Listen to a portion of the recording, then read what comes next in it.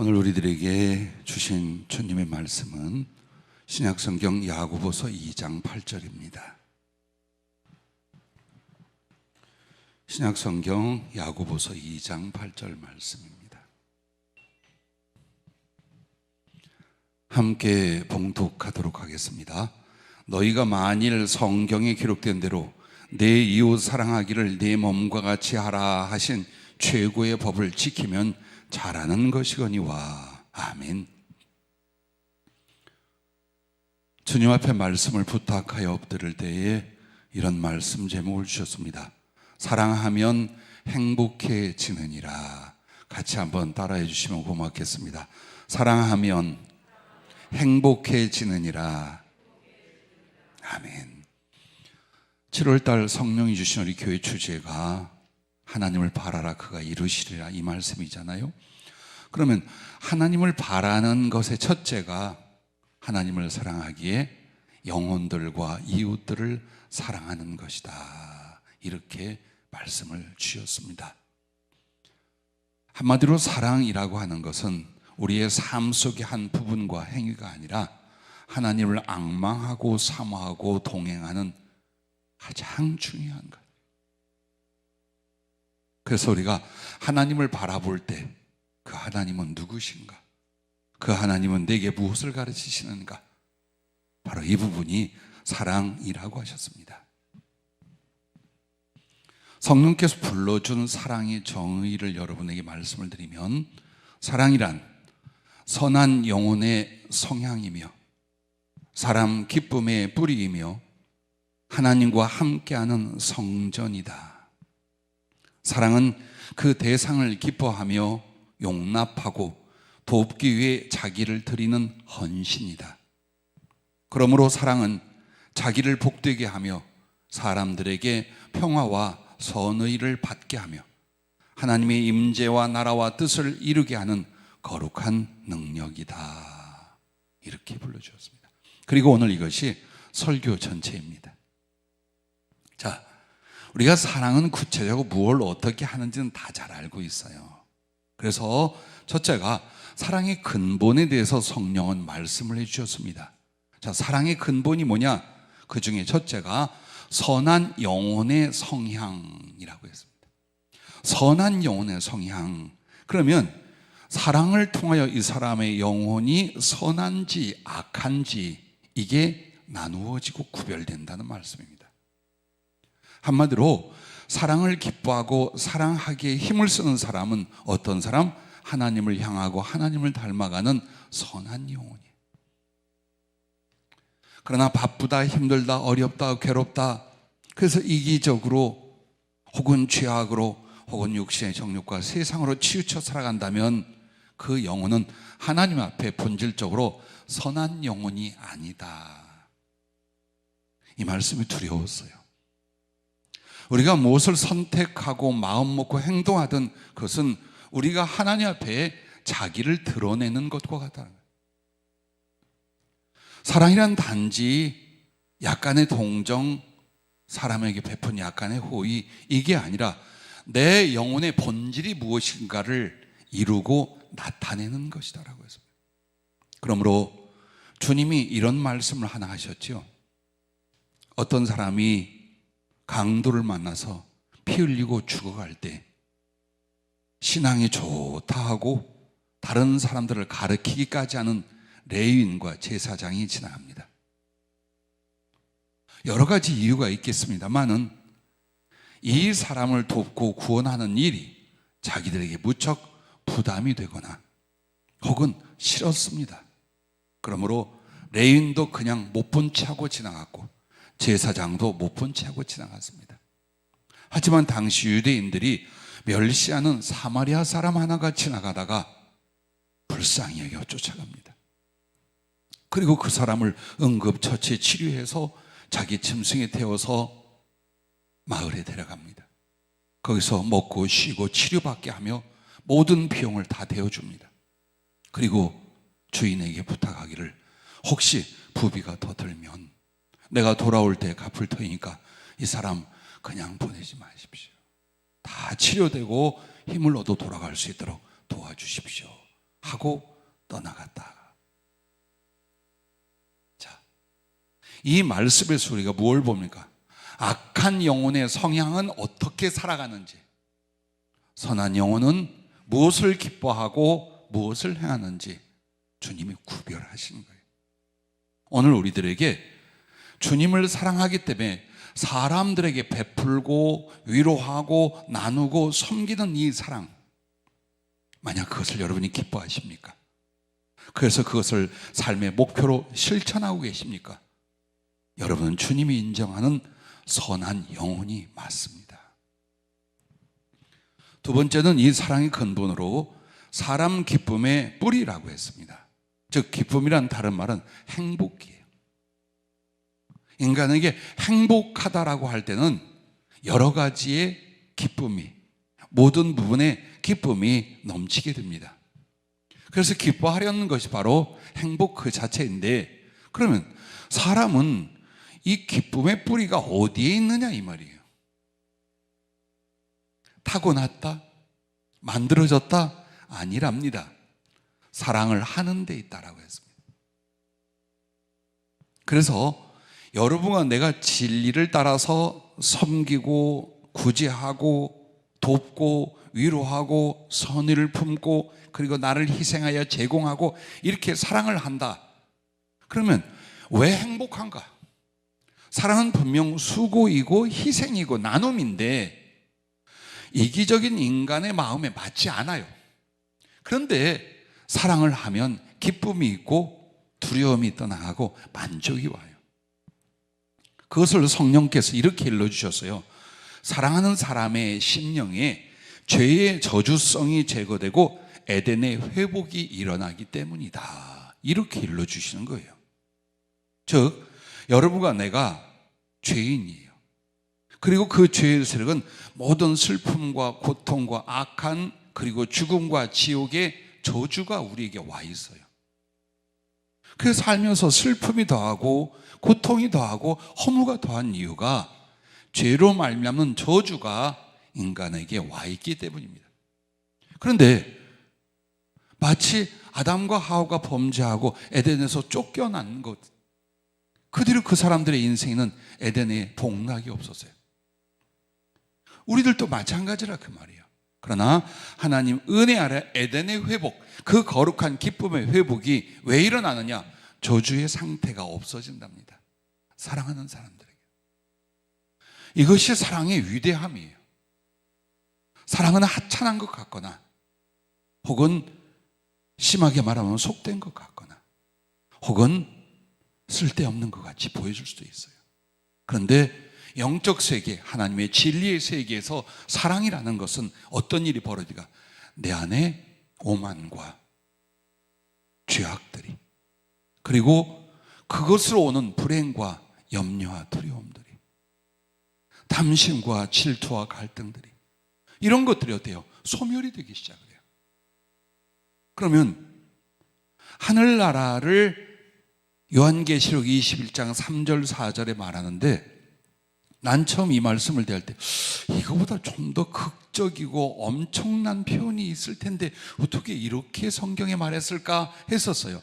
뭐라고 하냐면, 내가 들으니 보좌에서 큰 음성이 나서 이르되, 보라, 하나님의 장막이 사람들과 함께 있으며 하나님이 그들과 함께 계시리니 그들은 하나님의 백성이 되고 하나님은 친히 그들과 함께 계셔서. 자, 여기까지는 굉장히 웅장한 선포예요.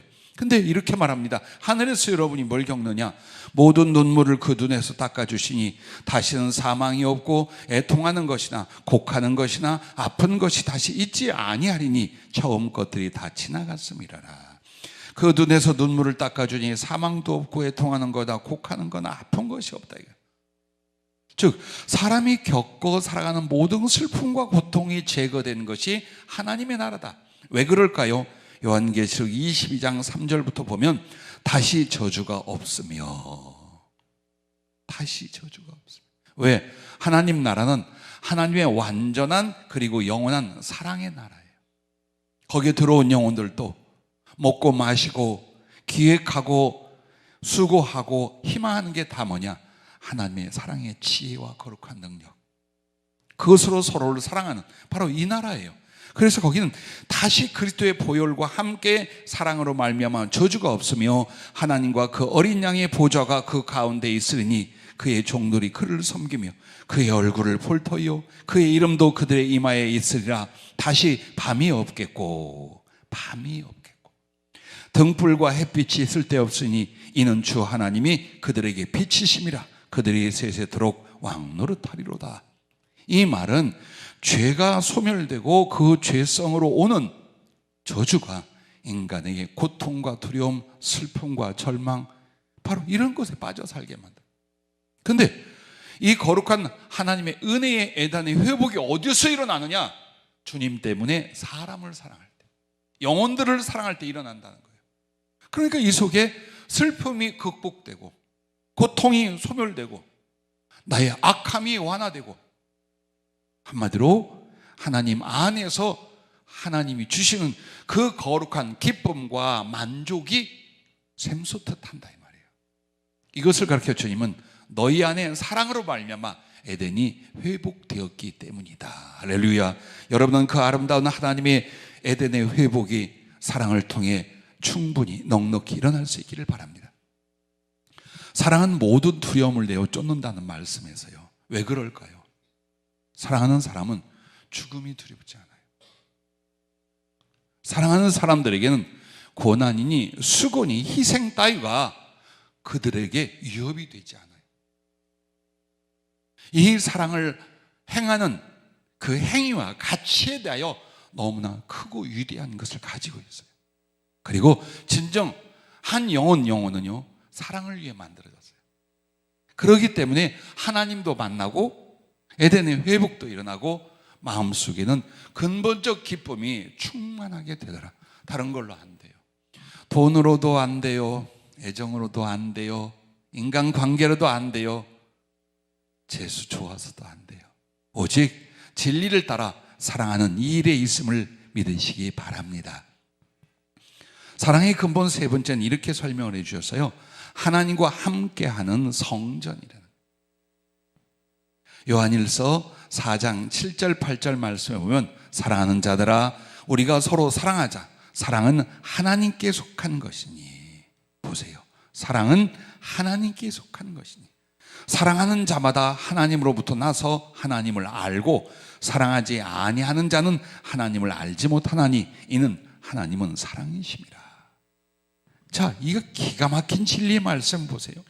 사랑은 하나님께 속한 것이기 때문에 그 하나님을 인하여 영혼들을 사랑하는 사람은 다 어디에 있어요?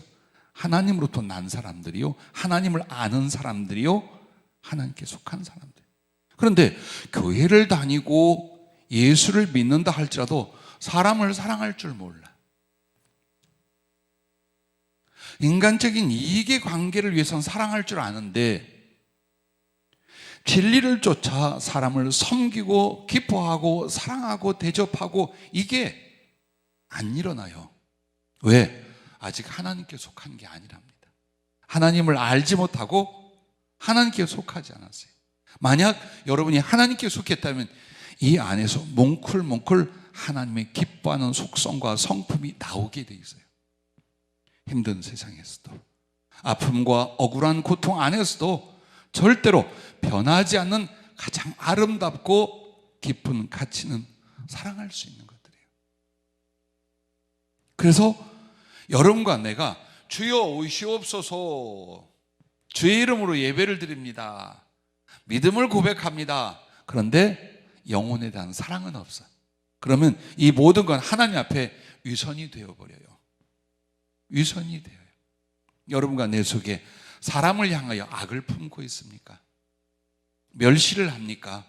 원망과 미움을 품고 계십니까? 혹은 냉정하고 사람에 대해서 무관심합니까? 주님도 그렇게 없다라는 거예요. 우리 안에 주님의 생명력, 주님의 활동력, 주님의 소원은 사랑입니다. 그래서 만약 우리가 그리스도 예수를 진심으로 모셨다면 우리 안에 주님을 사랑하는 건 당연하고 사람에 대한 사랑이 나오게 돼 있다. 그리고 그것을 소중히 여기며 실천하는 것을 내 인생의 본보도로 내가 확신하고 살아가게 된다. 그것을 잊지 마시기 바랍니다. 그러므로 사랑하는 사람은 하나님이 오시고 그와 함께하고 하나님께 속하고 연합이 되게 되나, 자기만을 위하여 살거나 혹은 사람들을 멸시하고 미워하게 된다면 우리는 사단에게 속하게 돼요. 하나님과 나누어지게 돼요. 사랑이 이렇게 중요한 부분입니다. 어쩌면 우리의 존재와 생명, 영혼에 달려있는 키가 바로 사랑이라는 이 부분에 있다라는 것입니다. 사랑이 무엇입니까? 하나님의 성품이요, 하나님의 소원이요, 하나님의 행위입니다. 여러분이 하나님을 사랑하는 그 성품으로 사람을 사랑하고, 하나님이 그렇게 사랑을 이루고 드리고자 하는 것처럼 우리 안에도 그 사랑의 소원을 품고, 또 내가 사는 이유, 내 인생을 살아가는 이유가 뭐냐? 주님 때문에 다른 영혼을 구원하고 사랑하고 섬기기 위해서다. 바로 이것이 하나님과 연합하고 동행하는 모습이라 라고 말씀을 드릴 수가 있습니다. 자, 그럼 두 번째로 성령은 이렇게 분류해 주셨습니다. 선한 영혼의 성향이며 사람의 기쁨의 뿌리며 하나님과 함께한 성전이다. 그리고 두 번째는 이렇게 불러드렸죠. 사랑은 그 대상을 기뻐하며 용납하고 돕기 위해 자기를 드리는 헌신이다. 이것은 이제 사랑의 행위, 사랑의 기능에 대해서 말씀을 해요. 자, 사랑. 그럼 사랑을 뭘 어떻게 하는 거냐? 그 첫째가 대상을 기뻐함이라고 하셨습니다. 여러분이 사람을 기뻐하지 않고 사람을 사랑할 수 있다, 100번 1000번 거짓말입니다. 내가 이 사람을 기뻐하지 않아요. 그것은 이미 배척했고, 혹은 서운함이나 미운함, 혹은 심지어는 어때요? 결별로 들어가게 됩니다. 사랑은 어디서 오냐? 그 사람을 기뻐하는 데서 옵니다. 그러면 우리의 기뻐함에도 이기심이 있어요. 나한테 잘하니까, 나한테 이익이 되니까. 그래서 기뻐하는 건 별 의미가 없는 거예요. 그러면 이 사랑의 행위와 기능에서 그 상대를 기뻐하는 것은 어떤 것입니까? 하나님의 형상이라는 이유로 하는 거예요. 사람은 누구냐? 하나님의 형상이에요. 내가 존경하고 사랑하고 나의 모든 걸 바쳐 섬기는 내 하나님의 형상이 누구냐? 사람들이라 이 말이에요. 그러면 왜 하나님이 사람들을 자기의 형상으로 지으셨다고 했느냐? 그만큼 값지고 하나님 앞에 소중하다 이 말이에요. 그래서 사람에게 하는 것이 곧 내게 하는 것이라고 하신 말씀이 그것 때문이에요. 별 볼 일 없어 보입니까? 초라하고 귀찮기까지 합니까? 그러나 사람은 하나님의 형상이에요. 그래서 내가 존경하고 사랑하고 흠모하는 내 하나님의 형상대로 지어진 하나님의 애정과 관심이 있는 이 사람들을 나 역시 어때요? 호의와 기뻐함으로 대하는 거예요. 동시에 여러분이 기뻐하는, 사람을 기뻐하는 이유는 오직 선의를 품고 선대하려 하기 때문이에요. 만약 사람에게 선의를 품지 않았어요, 그리고 선대하지 않아요, 절대 그 사람은 기뻐하지 않습니다. 그런데 그렇게 하기로 했어요.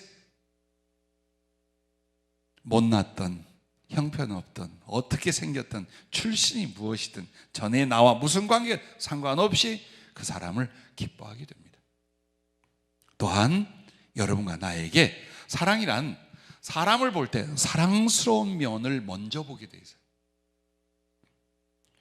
마음이 은혜로 채워지지 않거나 삐뚤어지면 여러분 사람을 볼 때 주의할 것과 못된 걸 먼저 보려고 합니다.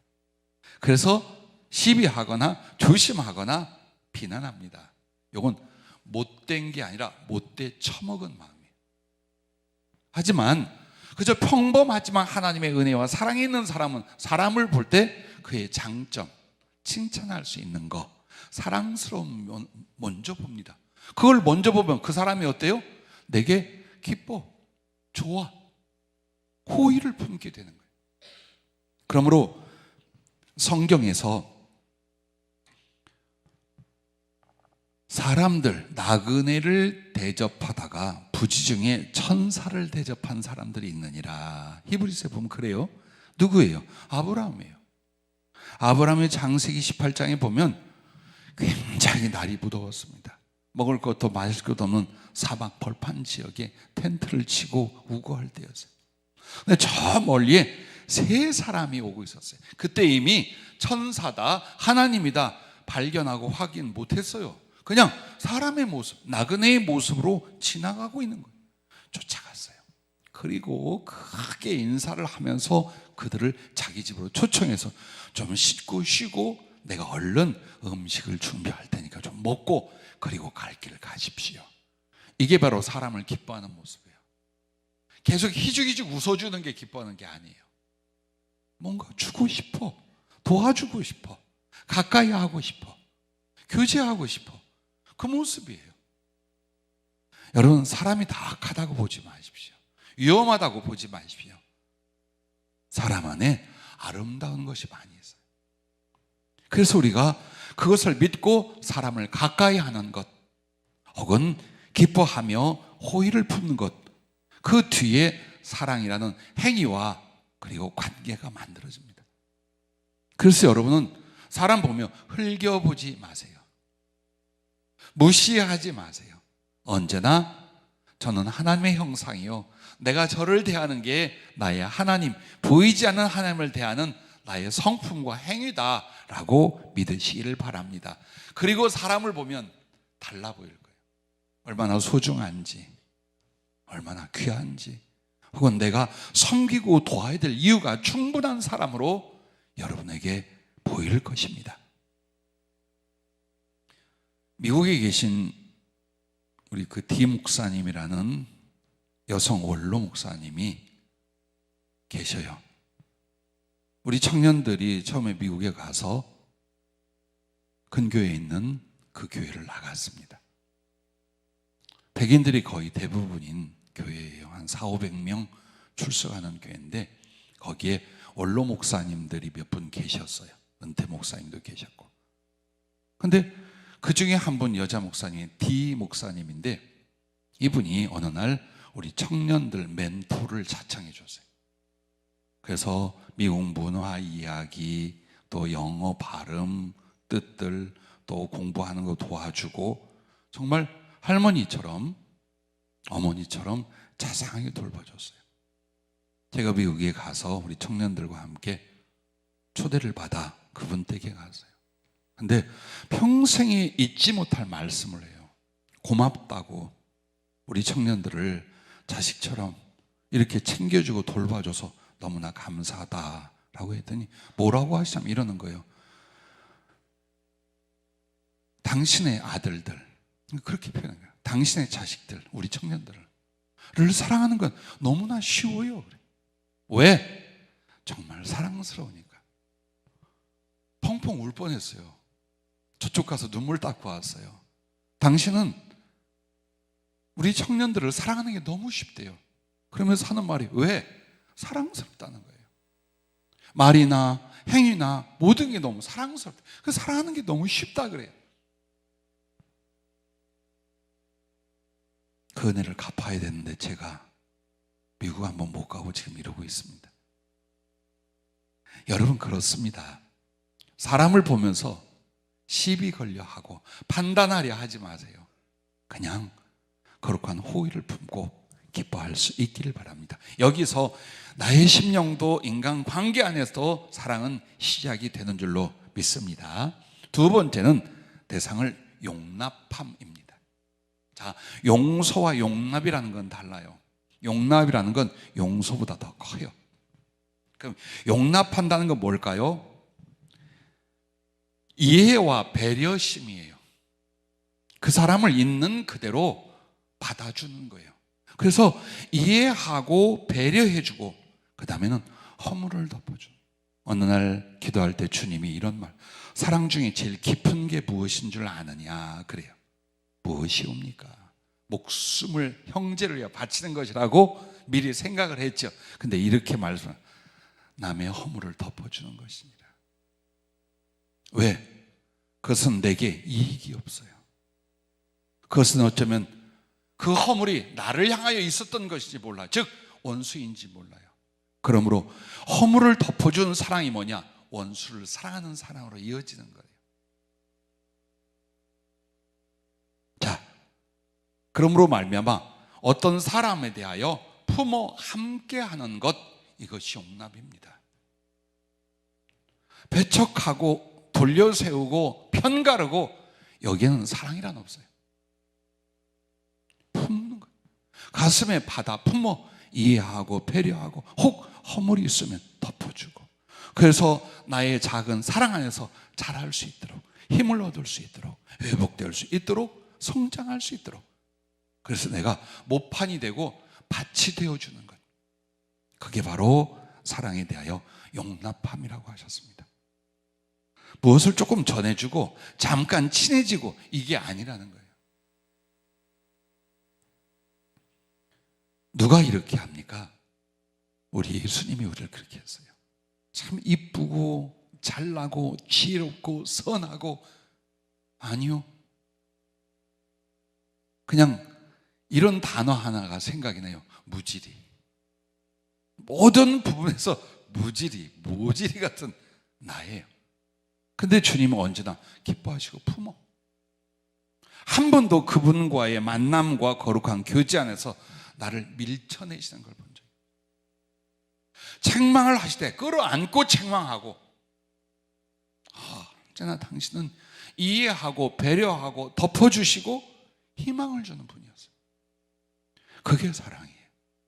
오늘 우리의 가족들에게, 그리고 교회의 믿음의 형제들에게, 혹은 사회와 사람 만남 속에서 조금 더 이득을 취하려고 하지 말아요. 우위를 점하려고 하지 말아요.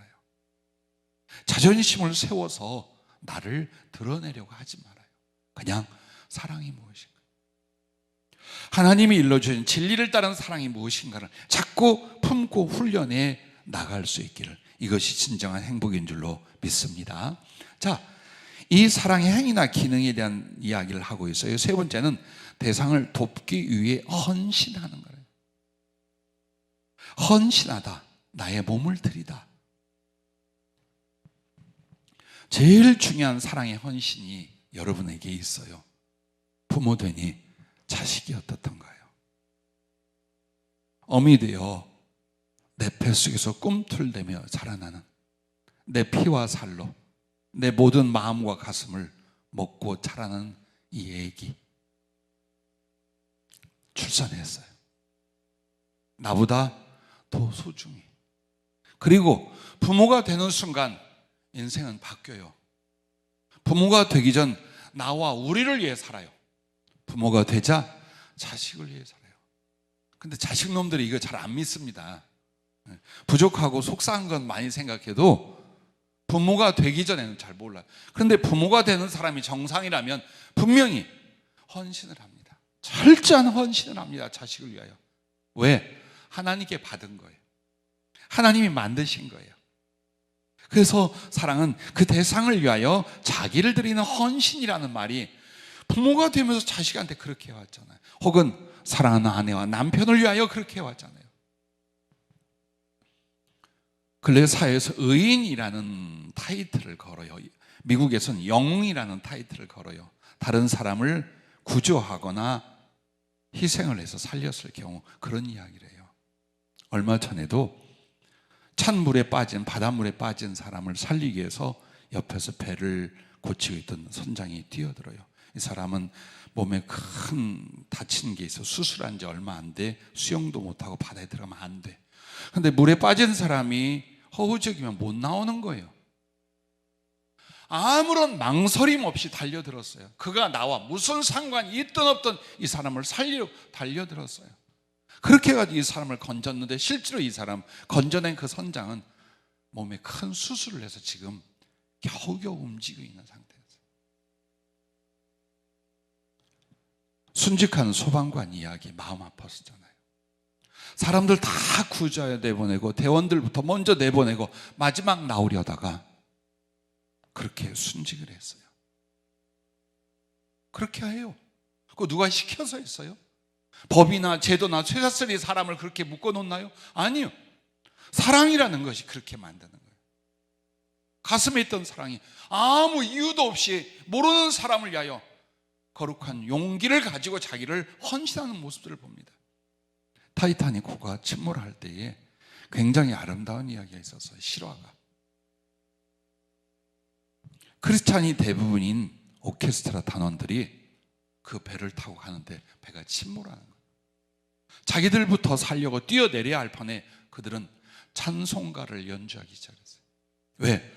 그 두렵고 당황한 사람들이 찬송을 들으며 편안하게 안전하게 구조되어 있는 시간을 기다릴 수 있도록 하기 위해서, 그리고 그 중에 상당히 많은 사람은 그 배와 함께 죽었어요. 또한 구명조끼를 입지 않은 사람들 많은 시신이 누구였느냐? 그 중에 상당히 많은 사람이 주님의 종들이었어요. 거기 탔다가 자기가 입은 구명조끼를 다른 사람에게 벗어주고 자신들은 거기서 희생을 해요. 우리는 왜 그런 이야기에 감동할까요? 왜 그런 이야기를 아름답다고 할까요? 그게 우리의 본질이에요. 우리 영혼의 행복이에요. 그렇기 때문에, 사랑하기 때문에 자기를 드리는 헌신에 대해서 누구라도 칭찬하고 아름다워하는 거예요. 자, 작은 것을 나누어 주는 것부터, 마음을 희생하는 것부터, 혹은 때로는 이렇게 목숨이라도 기꺼이 던지는. 그런데 이렇게 다른 사람을 위해 헌신하는 그 사람들이 이구동성으로 하는 말이 있어요. 망설이지 않았다, 후회하지 않았다. 참 사랑의 힘은 그렇게 위대하고 강한 것이에요. 그렇게 행복하는 것이에요. 우리는 그리스도를 따르는 사람들입니다. 그냥 교회를 다니는 사람이야 예수님을 배우고 예수님의 일을 하는, 예수님을 따라가는 제자들입니다. 그러면 그 중에 여러분에게 달라진 것과 정확히 목적하고 실행하는 게 있을 거예요. 다른 영혼들을 사랑하기로 한 문제 있으십니까? 내 삶은 나의 생활을 위하여, 안타까운 환경과 처지를 개선하기 위하여 그래서 사느냐?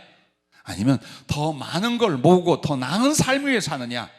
아니면 주님이 나를 사랑하신 것처럼 이 땅에서 내 모든 수고와 재능과 여건과 상황을 가지고 사람을 돕고 그들을 사랑하기 위하여 살아가느냐? 그리고 그런 수고가 있는가를 다시 한번 돌아볼 수 있기를 바랍니다.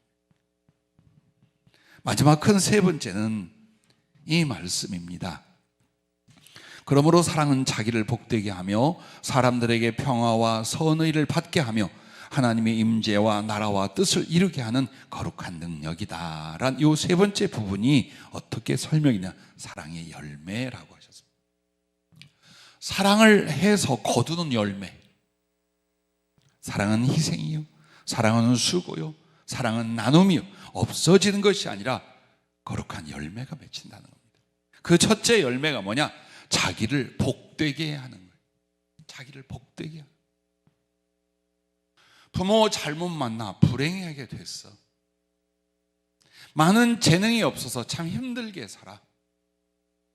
나는 신체가 연약해서 고통 중에 살다 죽었나? 그거 아니에요. 그쪽에 인생의 뿌리나 근본 혹은 행복과 미래를 생각하지 마세요. 정말 복된 나의 인생 존재는 어디에서 오냐? 사랑에서 오는 거래요. 그러므로 사도행전 20장 35절 말씀에 보면 범사에 여러분에게 모본을 보여준 바와 같이 수고하여 약한 사람들을 돕고 또 주 예수께서 친히 말씀하신 바 주는 것이 받는 것보다 복이 있다 하심을 기억하여야 할지니라. 자, 주는 것이 받는 것보다 복이 있다 하심을 기억하라. 받는 것은요, 그때 잠깐 기쁘고 좋은 거예요. 사랑을 받다, 도움을 받다, 섬김을 받다, 좋아요. 좋은데 그걸로 자기의 존재적 복된 자가 되진 않아요.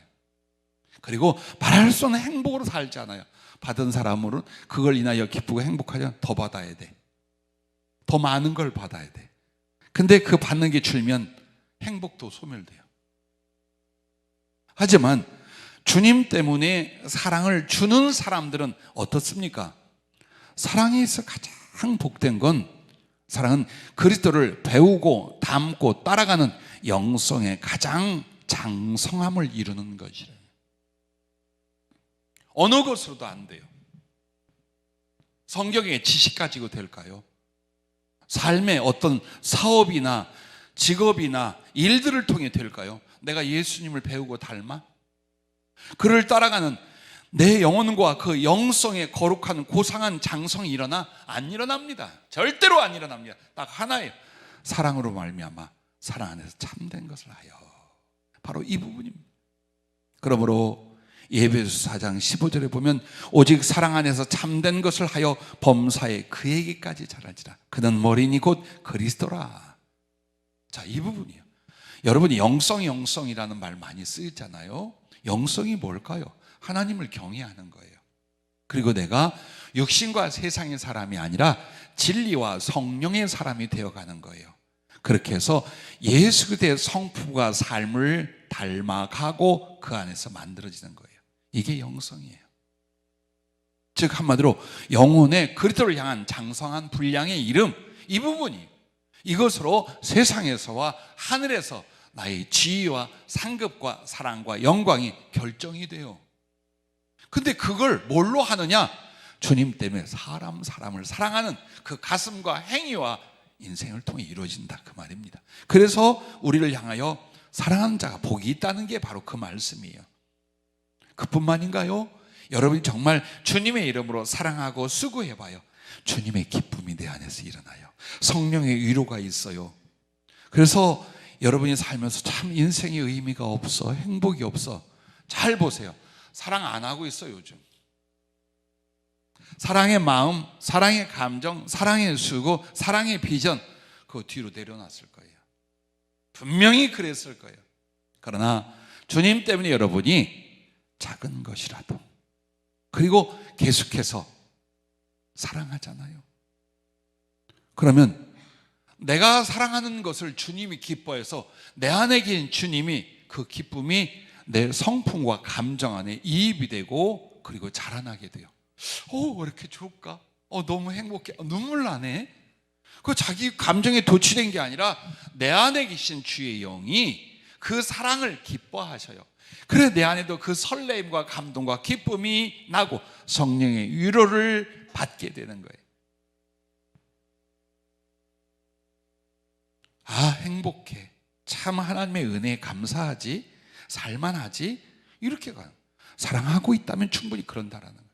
그러므로 수고할 것과 염려할 것과 아파할 모든 일들 앞에 여러분 그 목표가, 그 목적이 사랑이 될 수 있기를 바랍니다. 아주 적은 사랑을 드리고도 큰 은혜를 입은 성경에 사르밧 과부가, 아합 왕 시대 엘리야 선지자가 하늘에서 비가 내리지 않기를 기도하니 비가 오지 않았어요. 그리고 흉년과 가뭄, 기근이 왔어요.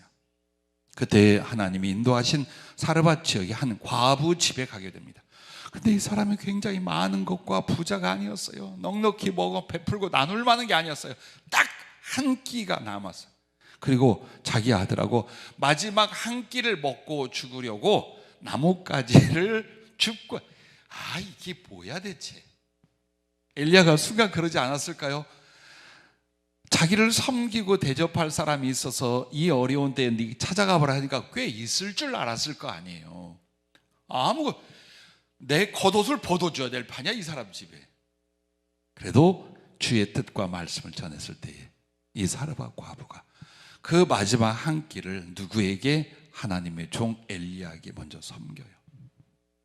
그러자 그 뒤부터 그 가정 안에 기름통에, 기름병에 기름이 마르지 않고 가루통에 가루가 떨어지지 않았어요. 얼마든지 먹고 나눌 수 있는, 섬길 수 있는 걸 해줬어요. 그런데 많은 것 중에 기초적인 식량이라 기름과 가루를 말했겠죠. 그러나 이것은 영적 의미가 있어요. 즉 이 기름과 가루는 육신의 삶에 필요한 모든 것을 상징하며 동시에 영혼에 필요한 모든 것을 가리켜요.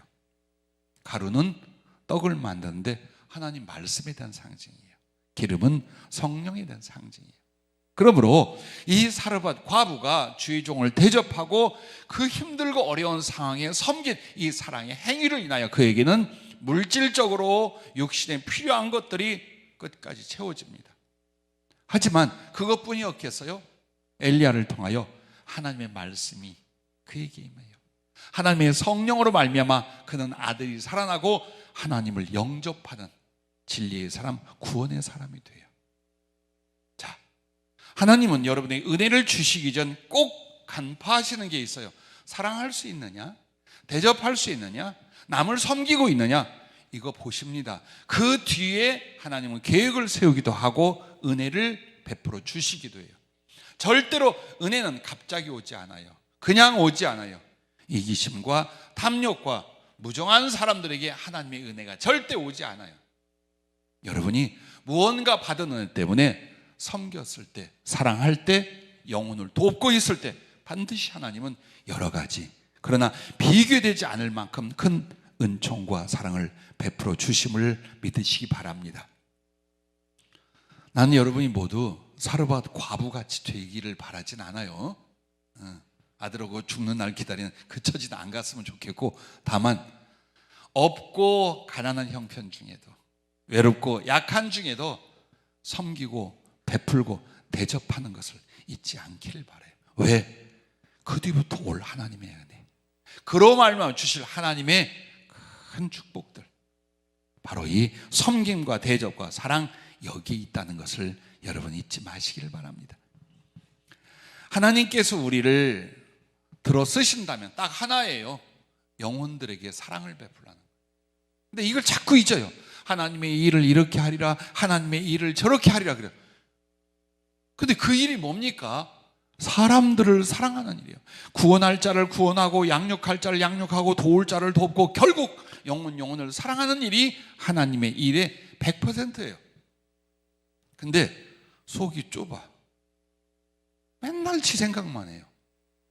맨날 아쉬워하고 염려하고 부족하게 여겨요. 다른 사람을 사랑하고 섬기는 관심이 없어요. 거기다 뭘 줄까요? 깨지고 부서지란 연단 외엔 더 있겠습니까? 없어요, 여러분. 절대로 요행이라는 거 혹은 노력대로 될 거라는 거 생각하지 마세요. 하나님의 은혜로 돼요. 근데 하나님의 은혜는 사랑의 심령, 사랑의 행위를 달아보아 달란트를 결정해요. 이놈은 한 달란트도 제대로 감당 못할 놈이다.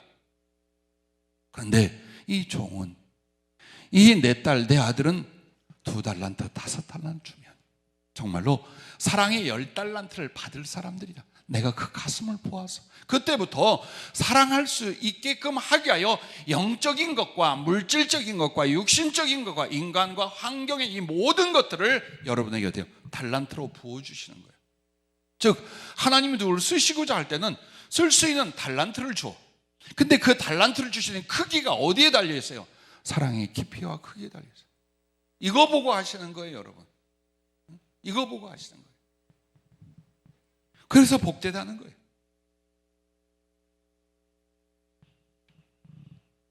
가난은 어디서 오는가?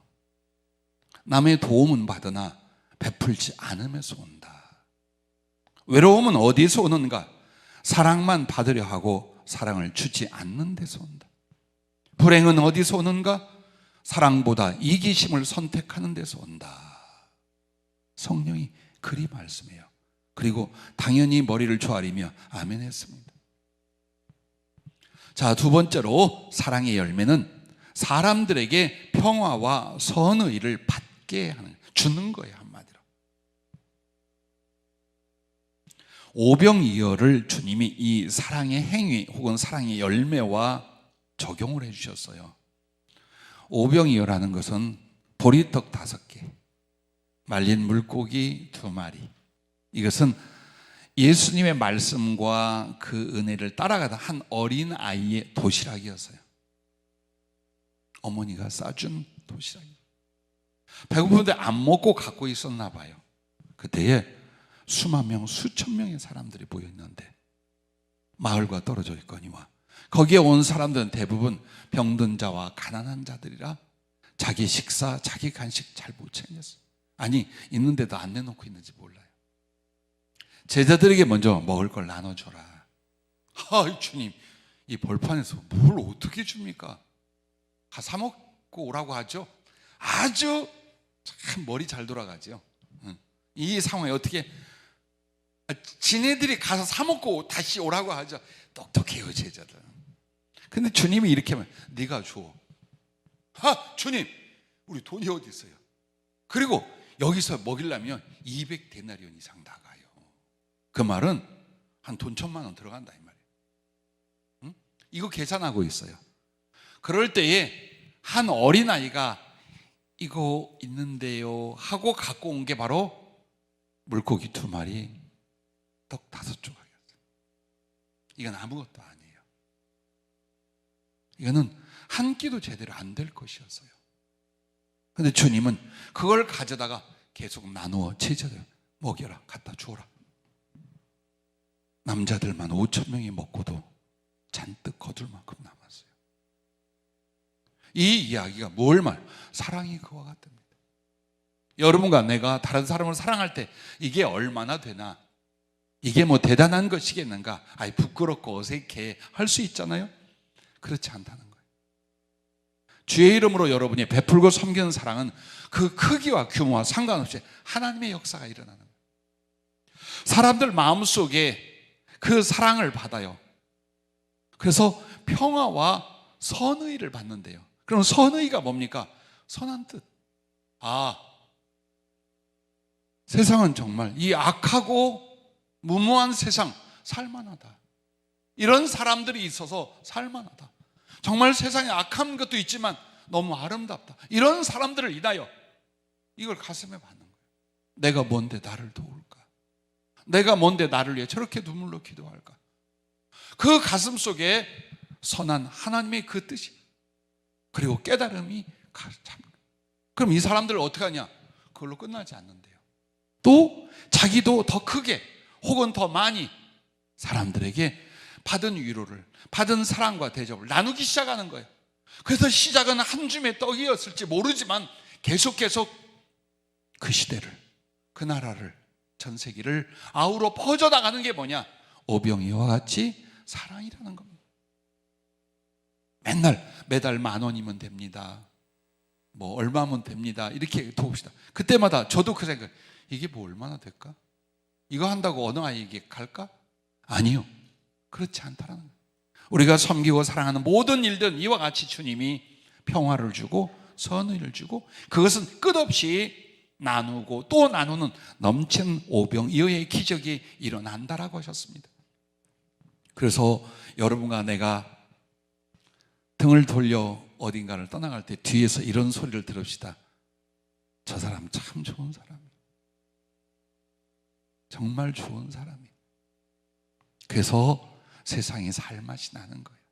근데 저 사람 예수 믿는데 그래서 그래? 하나님의 사람이라 그렇구나 라는 이야기를 들읍시다.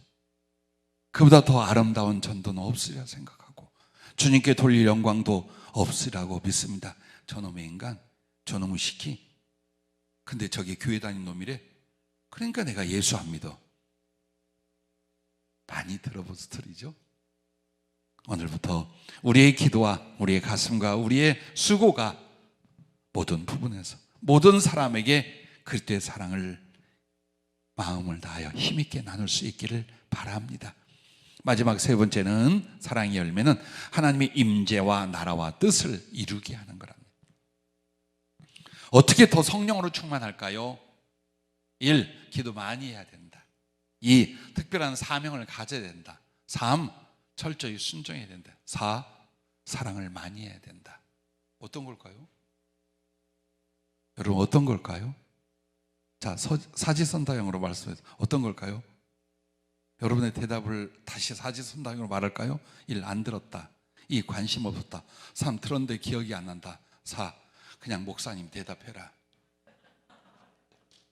이 네 가지가 다 맞아요. 그러나 마지막 부분이 열쇠예요.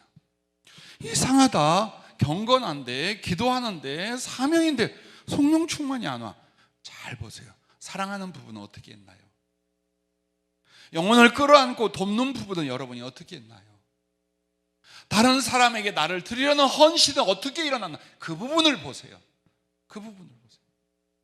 왜 내게 기도도 하고 나름대로 하나님 말씀도 지키고 또 복음 전할 각오와 삶이 있는데 왜 그럴까? 조금 더 늘려야 될 부분이 사랑의 부분이에요. 왜? 성령은 하나님의 본질이시고 본체이셔요. 근데 아까 요한일서 보라, 하나님은 사랑이십니다. 성령은 사랑이십니다. 그 부분을 기도하는 거, 복음을 위한 사명을 갖는 거 다 알아. 근데 사랑이 깊어지지 않으면 성령 충만이 안 온다는 건 대다수의 하나님의 종들과 사명자들과 성도들이 잘 이해를 못하거나 별로 마음에 두지 않아요. 근데 실제예요. 실제로 그래요. 마음을 넓히세요. 자꾸만 영혼을 기뻐하고 사람들을 돕고 그들을 품으세요. 그러면서 그와 나의 생명을 바꿀 만큼의 사랑으로 깊어져 보세요. 그러면서 거기서 나는 사랑의 사명을 가지고 정말 힘을 다하여 성령의 은혜를 구해 보세요. 어찌 하나님이 주시지 않겠습니까? 그러므로 하나님의 임재는 여러분에게 있어 무엇입니까? 성령의 임하심, 성령의 충만함이에요. 우리 살아생전에는 그 하나님의 성령으로 말미암아 주의 임재를 경험하고 소유하고 누려갈 것입니다. 사랑하는 자들아, 하나님이 이같이 우리를 사랑하셨은즉 우리도 서로 사랑하는 것이 마땅하도다. 어느 때나 하나님을 본 사람이 없을 때 만일 우리가 서로 사랑하면 하나님이 우리 안에 거하시고 그의 사랑이 우리 안에 온전히 이루어지느니라. 요한일서 4장 11절 12절에 그렇게 말씀합니다. 하나님의 사랑이 내 안에 온전히 이루어져. 어떻게? 그가 임하셔서 그의 성품과 속성으로 가득 채우죠. 그리고 어느 지역에, 어느 가정에 주님의 임재는 어떻게 일어날까요? 성령의 임하심과 다스림은 어떻게 날까요? 서로 사랑할 때. 한 교회가, 한 가정이 죽으라고 다퉈보세요. 다 없어져요. 성령도 진리도 하나님의 계획도 다 소멸되게 돼요. 근데 지금은 가난해, 병약해, 보잘것없어. 주님과 진리 안에서 정말 열심히 사랑하고 있어요. 이제 보세요. 그 가정과 교회가 조만간 더 크고 진실한 사랑을 위하여 하나님이 어떻게 지원하는가를 여러분이 경험하게 될 줄로 믿습니다. 그리고 그 사랑하는 예배, 그 사랑하는 자리에 하나님이 성령으로 임해 계실 것을 믿으시기 바랍니다. 사랑은요, 이렇게 흘러간대요. 사랑을 하잖아요. 그럼 그걸로 끝나지 않아요. 어디로 가냐? 사모함으로 간대요. 사람에 대해서도 그렇고 하나님에 대해서. 그러니까 사랑을 하면 이 사랑을 더 알기 원하고 이루기 원하는 사모함이 막 일어나는 거예요. 그러니까 나는 여러분에게 권해요. 정말 여러분이 은혜 받은 상태가 뭐냐? 목이 말라 못 견뎌하는 사모함의 상태예요. 이것도 체험하고 저것도 나타나고 그게 아니라 이 속에서 진리가, 내 주님이 영혼에 대한 목마름이요 갈급하는 거예요. 견딜 수 없이 일어나는 거예요. 가난할 때 돈 벌려고 하는 것처럼, 배고플 때 먹으려고 하는 것처럼, 장가 못 갔을 때에 장가가고 싶은 것처럼 그렇게 일어나는 거예요. 그래서 그 사랑은 사모함을 일으키고, 그리고 그 다음에 어디로 흘러가느냐? 연합을 이룬답니다. 사람도 그렇잖아요. 한 남녀가 사랑했어요. 서로 미치도록 그리워하고 사모해요. 그래서 결국 가정을 이뤘어요. 이처럼 교회의 사랑, 영적 사랑도 마찬가지랍니다. 우리가 남남이에요. 정말 성격도 생긴 것도 인생과 나이도 다 달라. 그런데 공동체가 되는 게 뭐냐? 예수님을 사모해요. 진리를 사모해요. 그래서 그 은혜 아래 우리가 예수 그리스도와 이 진리를 가진 사명에 대해서 또한 사모함이 일어나요. 그러다 보니까 그 가슴 있는 사람들이 똘똘 뭉쳐서 가족이 되고 영적 공동체가 되는 거예요. 다른 거 아니에요. 저와 나와의 관계가 아니에요. 그러므로 여러분의 섬기는 사랑들이 많은 영혼들에게 전해지고 나누어질 수 있기를 바랍니다. 동시에 교회 안에서 이 거룩한 사랑의 공동체, 주님이 쓰시고 축복하는 공동체가 될 수 있기를 바랍니다. 사랑이 왜 강력한 능력과 무기냐? 죄악과 사단의 세력을 부수고 소멸을 해버립니다. 그리고 하나님의 의와 생명과 다스림의 풍성을 가져옵니다. 마귀 예수의 불러 많이 꺾어집니다. 그러나 그 마음에서, 그 공간에서, 그 지역에서 원수 마귀와 그가 장악하는 죄악의 세력을 없애는 건 어떤 약으로도 안 돼요. 어떤 법으로도 안 돼요. 그러나 그리스도 안에서 진리를 따른 사랑을 할 때는 이게 한 길로 왔다 7길로 도망가요. 왜? 사랑을 하는 곳에 하나님이 오셔요. 사랑하는 지역에 성령이 자리를 잡기 시작해요. 사랑하는 마음에 그의 성령의 거룩한 공간이 되기 시작을 해요. 그게 사랑의 능력들이에요. 그걸 우리가 내 자신과 남들에게 지역에 이루어가는 거예요. 그래서 이 사랑의 열매를 우리는 이걸 통해 경험해요. 조금 전에 잠깐 말씀드린 것처럼 사랑은 부모로부터 이제 나와. 언제? 여자가 남자를 만나고 남자가 좋아하는 여자를 만나면 부모로부터 나와요. 아마 우리 다니엘도 그럴 것 같아요. 지금은 너 뭐 독립해서 살아도 돼. 내가 부모님을 모셔야지 어디로 가겠습니까? 그리고 경제적으로 따져봐도 내가 나갈 처지입니다. 만약 좋은 여자, 사랑하는 여자 만나 장가갈 때 되면 가지 말라고 하면 잡아먹으려고 하겠죠? 우리는 다 그렇게 살아왔어요. 그런데 그 사랑의 열매가 남녀의 사랑의 결혼이 아니에요. 진정한 열매는 자식을 낳는 거예요. 우연히 자식 낳은 사람 없어요.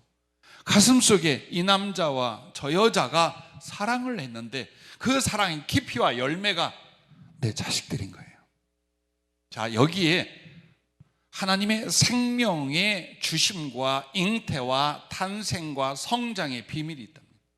왜 인간을 이렇게 만들었느냐? 사람이 하나님의 생명을 받고 혹은 하나님의 생명을 잉태하고 출산하는 이 과정이 어디에서 일어나냐? 사랑하는 데서 일어난답니다. 내가 누군가를 주의 이름으로 사랑했어요.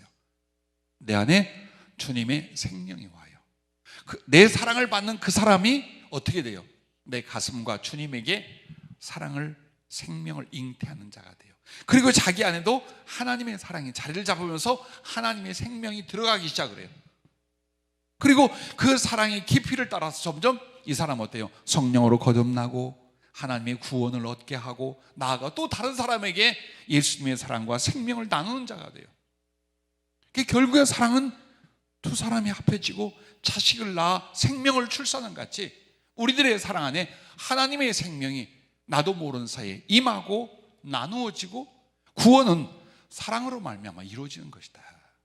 주님 이걸 우리에게 이야기를 하셔요. 그러니 우리에게 남은 이 시간에 아쉬워할 것은 잘못 살았다, 많이 못 모으고 못 누렸다가 아니에요. 사랑함이 너무 부족했구나. 이 나이 먹도록 이렇게 오랜 세월을 신앙생활을 하면서 내 본질적 신앙, 가장 중요한 거룩한 사명, 섬기고 사랑하는 것에 너무 인색하고 부족했구나. 그저 교회 나가는 것과 전도하는 것과 기도하는 거면 이게 그냥 하나님 전체를 섬기는 거다. 이걸 우리가 깨닫고 느껴서, 그리고 섬기고 사랑하는 일은 어렵지 않잖아요. 작은 것부터 시작하세요. 마음과 말과 생각과 관계와 나눔 시작하세요. 그러면서 성령이 이끄시고 내 안에 거룩한 감동이 일어난 나중에 어떻게 생명도 남을 위하여 주의 이름으로 바칠 수 있는 데까지 성장해 갈 줄로 믿습니다. 여러분과 나에게 오늘 주님이요, 왜 이 말씀을 주셨을까요? 야고보서 2장 8절, 너희가 만일 성경에 기록된 대로 내 이웃 사랑하기를 내 몸과 같이 하라 하신 최고의 법을 지키면 잘하는 거예요. 최고 잘했다 이거. 왜? 하나님의 말씀 중에 최고의 법, 유일한 법, 성경 전체를 하나로 표현하는 법이 뭐냐? 네 이웃을 네 몸같이 사랑하라. 얼마나 복된지, 얼마나 행복하게 만드는지, 얼마나 땅과 하늘까지 이어진 하나님의 복된 사람, 그리고 그걸 나눈 사람이 되는지, 오늘 바로 이 사랑에 대해서 주신 말씀의 이유인 줄로 믿습니다.